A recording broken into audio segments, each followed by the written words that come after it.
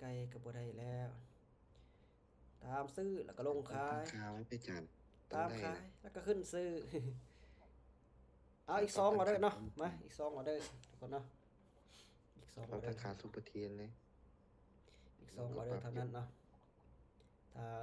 บินก็จะไปต่ออืมเอาตามซื้อออกขายตามขายออกซื้อนี่ก็ยากๆโอ้แล้วนี่เอาตามซุปเปอร์เทนเนาะซื้อจังหวะนี้มาลองเบิ่งซุปหรือว่าจะออกซุปเปอร์ตีนไก่หรือว่าจะออกซุปเปอร์เทน เอาขึ้นไปเลยขึ้นไปวิอินออเดอเอาร์นี่นะถ้าว่ามันลงมาก็กินซุปเปอร์ตีนไก่ น่ะน่ะน่ะเพื่อน่ะน่ะน่ะกินน่ะน่ะเลยจานโอ้น่ะขึ้นไปขึ้นไปขึ้นไปขึ้นไปขึ้นไปขึ้นไปไปได้เงียบเงียบไปเงียบเงียบไปเงียบเงียบไปวินอย่าน่ะอย่าเสีตียมันไหลลังคาอย่าเสีวินยมันไหลนี่นะเดี๋ยวมันจะได้ยินซื้อตามขึ้นไปเปิดตามขึ้นไปตีนไก่ทำดีกอ๋อว่าจานนึกไว้โอเคเออต้องได้กินแท้แท้ละเทเกี่ยวเป็นซูเปอร์ตีนไก่นะจานเทออกมา มีกำไรก็จะได้กินอยู่ได้เนาะถ้าพอแตกนี่ก็ซุปเปอร์ตีนไก่ก็บ่ได้กินซ้ำ ซุปเปอร์ตีนไก่ก็บ่ได้กินซ้ำบัดนี้พอแตกเอ้าโอ้ยังลบอยู่หน่อยหนึงก็แต่ว่ากลับมาละเอ้าโอ้อันนี้น่าจะบ่ทัน3วินี่โอ้ถ้าทันนี่ก็จะซื้อขึ้นไปอีกเนาะซูเปอร์ตีนไก่ไม่ปิดเส้นตรงที่ขายเลยจานมันคือซื้อไปบัดนี้เนาะยังมองว่าไม่ขายเลย ใส่เว่ละถ้าซื้อๆไปนั่นนี่คือต้องขายเลยจานซูเปอร์ตีนไก่ไม่ปิดตรงแล้วนี่แทบให้มันสีแดงก่อนนะนี่จังขายนี่ก็โอเคเอาในนี้ก็มีรุ่นอยู่ถ้าว่านิ่งๆนะนี่มันเป็นเส้นตรงกันเลยขายลงมีรุ่นอยู่นี่อาจจะนิ่งอยู่นะ บินนะมันจานว่าจะนิ่งมันว่าจะนิ่งยายอะโอ้โหมันมายอกส่งท้ายซะเนาะมันมายอกส่งท้ายเลยนะอย่ายอกกันแน่เนาะส่งท้ายยังมายอกกันอีกแบบอยู่มาป้าคือซื้อปรับไปเลยดีกว่าขีดเส้นตรงไม่บรรทัดมาขีดนะแล้วว่าแท่งคู่มาจากนี่คู่เขียวคู่แดง เส้นตรงนี้เป็นนี่ขายเลยมาจากสั้นก็ขายก็ขายนำกันซะเอาไปเอาลองเบิ้งขายได้จานขายน้ำกันทำหน่อยนี่ ซูเปอร์ อย่าได้ ตีนไก่มันจะแท่งคู่ไปสมัครจากเอาลงมามาได้นะแต่ มันเป็นเส้น MACD ตรงมันก็ตัดลงอยู่เนาะ MACD ก็ตัดลงเนาะก็เลยขายตามข้างขึ้นกลายเป็นซูเปอร์ตีนไก่จานเอออย่าจังสั้นลงมาแน่ไอ้ลงมาแล้วยังจะขึ้นไปอีกเนาะลงก่อนดิแดงน้อยกระแดงซะแดงน้อยกระแดงแดงไอ้แดงเออจังสิแหละวินอ๋อ เกี่ยวกลายเป็นซูเปอร์ตีนไก่นะจาน บ่ได้กินแล้วถ้าว่าพอแตกนี่โลนึงก็แพงเติบอยู่แน่นอนตีนไก่นี่ก็ โลนึงเท่าไหร่วะ50พุ่นวะ น้ำมันนะจานโอ้ตลาดเมื่อวานนี้ไปเติมน้ำมันนี่เราถ้า2ชั่วโมงพุ่นนะก็จะได้เติมเอ้าไปแต่5โมงพุ่น7-8โมงอ่ะขายเติมนึงเอาเด้อเนาะขายเติมนึงเอาเด้อมาสลับกันอยู่นี่ซะ ปอจานอุดมไซส์มากเกือบไม่ได้เตือนน้ำมันจาน หมดคือกันบ่พูดก็ แม่นโอ้ยโอ้มันก็มืดบ่มืดก็บ่ว่าแหล้วแต่บางคนก็เอาถังเอาหยังไปใส่เนาะถ้วยถังกะละมังหม้อหยังไปใส่มืดมันก็มืดแท้ถ้าว่าใส่แต่รถปกตินี่มันบ่มืดนะอันนี้เพิ่นก็เอาเก็บตุก ห้าอันได้จานพวกเว้ยรอ โอ้ คิ ดึ ว งไว้ โค เดี๋ยวก่อน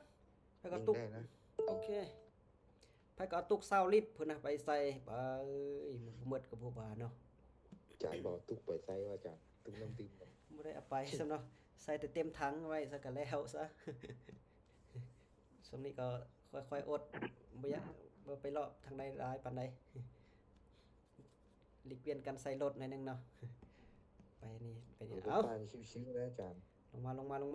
จะขายนี่ก็เด้อเนาะขายนี่ก็เด้อเนาะสุคนตันได้ซะได้ขายนี่เด้อมาลงมาไปแบบ จาน สบา ถ้าย เป็นรถไฟฟ้าชิวๆนะจาน ๆเอรถไฟอฟ้าโอ้ทำหาเงินซื้อรถไฟฟ้าเอา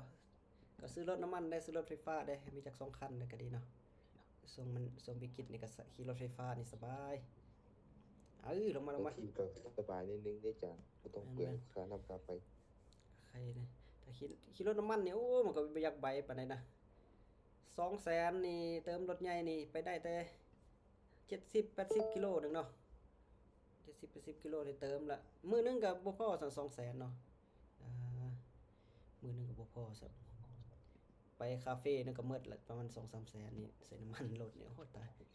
หาเงินจะอิหยังมันจะมาพอเนาะ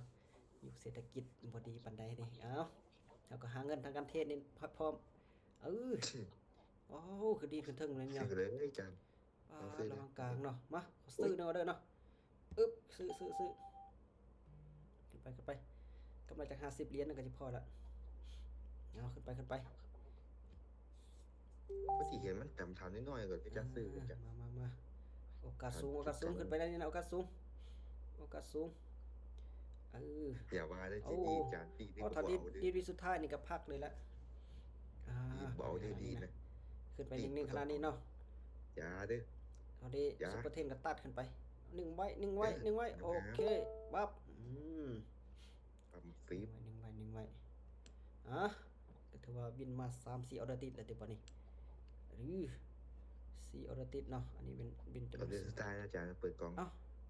5ออเดอร์ติดแล้วตัวนี้เห็นไหมวิน5ออเดอร์ติดแล้วนี่ แม่นอยู่บ่ เดือนสุดท้าย มาไปอีกนึงออเดอร์เด้อซื้ออีกนึงออเดอร์เด้อทุกคนก็ตามได้สนได้ตึ๊บโอ้ยโอ้ยฟาดิดอ๋อฟาดิด ตามเลยอาจารย์เอาเด้อ ขึ้นไป เห็นมันคือจะแทงคอนตีก็เลยตามซะ ขึ้นไปตามซื้อมาหาออเดอร์ติดหนึงแต่ว่าน่าจะบ่ได้รางวัลเนาะเพราะว่าเขาข้ามออเดอร์นะบ่เป็นหยังเขามีกำไรแล้วก็พอเนาะเขาจะมีกำไรแล้วก็บ่พอก็พอละบ่ต้อง แกพอได้แล้วมัน โอ้ยอย่าดีดได้ตามเส้นเราจะดีดบ่ได้เด้นี่ไว้ก่อนได้เอิด210โอเควิน6ออเดอร์ติดเนาะแม่นอยู่บ่วิน6ออเดอร์ติดอยู่โอ้เขียวปั๊บเลย1 2 3 อาจารย์ต้องขอให้หนึ่งออเดอร์หน่อย ไป จ้ะ อีกออเดอร์เลยอาจารย์เปิดกล้อง 14 15 16 17 18 1 2 3 4 5โอ้ได้แล้วนี่ข้ามออเดอร์วะบ่ข้ามแล้ว4 5 6 7 8นี่วิน5ออเดอร์ติดเลยนี่บ่ลุ้นรางวัลเนาะนี่ ในรุ่นที่เนาะอาจารย์เนาะ ก็มามีกำไรอยู่ได้นี่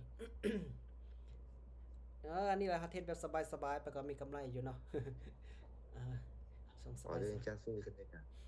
มีคนซื้อไปอีกละโอ้มีโอกาสได้นี่ทำนิ่งนี่ลองมาจุบลง เฮ้ยอย่าเด้ออย่าคิดเด้อ ลองมาจุบลงโอ้แต่ละ เอ้ย รางวัลนี่มันจะได้บ่รางวัลนี่โอ้คือดีไปเนาะรางวัลนี่มันอยากโดนเนาะตรงนี้เนาะแต่ก่อนนี่ได้ จับแม่ ปึ๊บปั๊บเลย จับ ปึ๊บปั๊บ เออ ตัวนี้อยากโดนหน่อยนึงพักบินไลน์ออเดอร์ดันบ่พักนะนั่นๆรางวัลมาแล้วโอ้ยหาก็แก้พอดเนาะโอ้แต่ว่ามื้อนั้นยังลบอยู่หลายเติบเลยแต่ว่าก็แก้มาเทอมมื้อละน้อยเนาะเมื่อวานก็แก้มาหน่อยนึงมื้อนี้ก็แก้มาหน่อยนึงมื้อนั้นก็ลบไปประมาณ300ปลายเนาะก็แก้พอดมาเมื่อวานก็บวก100ปลายมื้อนี้ก็100ปลายอีกหน่อยนึงก็สิแก้พอดได้ละมาจิเปิดรางวัลลองเบิ่งลองตอกๆแตกๆลองเบิ่ง วินได้จานเมื่อกี้อะวินได้จาน โอ้วินเซโน่ ถือมัน ดีขึ้นเนาะก็ถือว่าได้อยู่ถ้าว่าเจ้าเข้ามานี่นะใส่ซุปเปอร์เทนนี่ได้ด้วยแล้วมื้อสวยแต่เจ้าบ่เข้ามาเด้ใส่ซุปเปอร์เทนน่ะพลาดไป โอ้ยไม่อยากเข้าตารางมือสวย พลาดไปหก อยากจับ พลาดไป6ออเดอร์ โอ้ยเถ มั อะ นไม่ค่อยงามเลยจ้ะ นั่น ช่ น่ะ วงนั้น สมงามนี่สมงามนี่ก็ยา มั ก นตลาดลงโอ้ขี้ได้ก็เลยบ่เข้า ๆนี่แหละเลือกสมงามนี่เนาะสำหรับฮอ ยัง บ เป็นศึกษา 21โมงเนาะ อยู่ใน YouTube เหมือนกัน อ่า ก็พอเข้าใจหนิดนึง สำหรับฮอบ21โมงก็ถือว่ามีกำไรมา55เหรียญนะบินมาจากออเดอร์นี่โอ้บินมา6ออเดอร์ติดเนาะก็เนาะ6ออเดอร์ติดอีกครั้งหนึงบินมา6ออเดอร์ติดอีกมื้อนี้เนาะโธ่นี่รางวัลมาแล้วนะรางวัล5ออเดอร์ติดนี่รางวัล5ออเดอร์ติดเอามาลุ้นจะได้รับเพิ่มเท่าใดจะลุ้นรับเพิ่มเท่าใดเนาะเอา3 2 1สวยโอเคโอ้ได้แต่9เหรียญนึงเนาะได้แต่9เหรียญนึงก็ถือว่ามีกำไรมาเพิ่มเติม9เหรียญ สำหรับผู้ที่มีกำไรก็ถอนเนาะผู้มีกำไรก็ถอนนี่ก็จะประมาณนี้แหละเนาะ